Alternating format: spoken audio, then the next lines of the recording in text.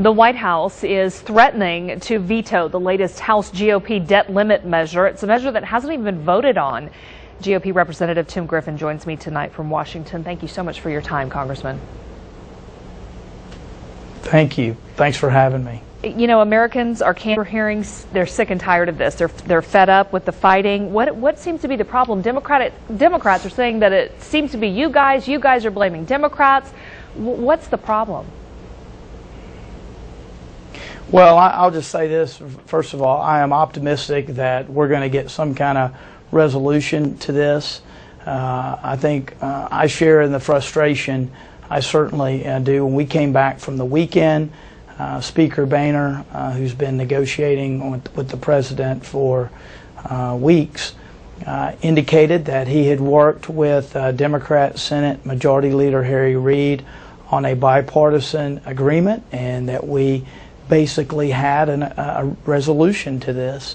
My understanding is that after Senator Reid spoke with the president, he came back and said that he had changed his mind. So, you know, I think the target keeps moving, and I think that's what's made it really frustrating. But I will say, I am confident that we're going to have an agreement by the deadline, and we're just going to keep working until it gets there.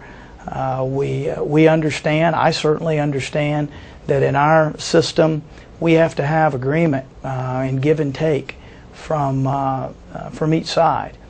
We don't live in a parliamentary system where the winner of the election controls everything. We have the House, the Senate, and the White House, and we all have to be at the table. And but I'm confident that we're going to get there. What are you willing to?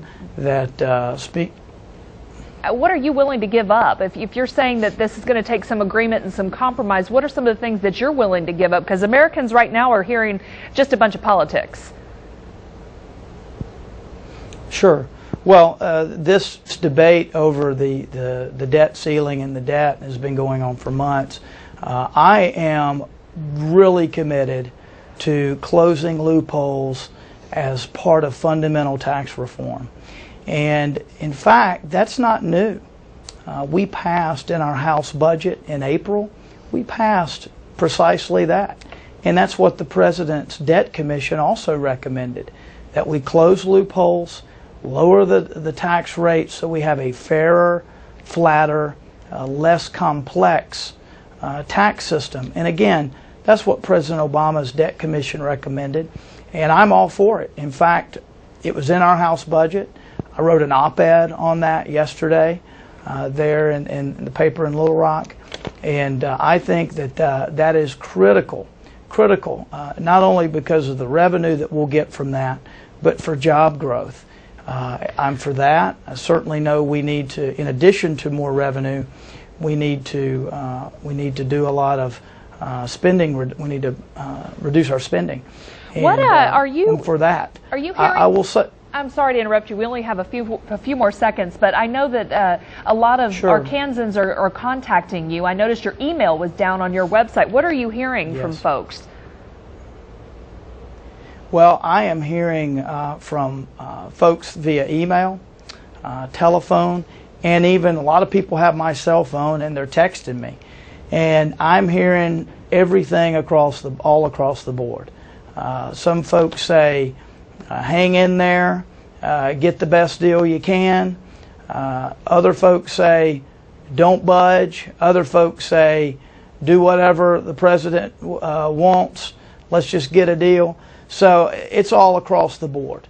You know, I am optimistic that we're going to get some sort of resolution to this. In fact, I don't believe that. I don't think there's a doubt about that. I think that we'll get a resolution to this. We certainly hope so. A lot of folks working behind the scenes. I know we're out of time, Congressman Sorry Tim Griffin. No, we're fine. We're hoping as well for an agreement, as are all Americans and Arkansans. We appreciate your time tonight, Republican Congressman Tim Griffin from Washington tonight. Ed's Forecast is next. Stay tuned.